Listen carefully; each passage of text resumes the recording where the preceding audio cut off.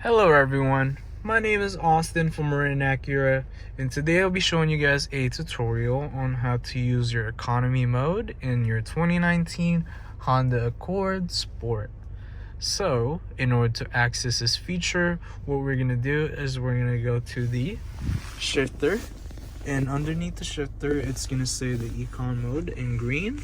So we're going to click on that, but before I click on it, let me show you the gauge real quick.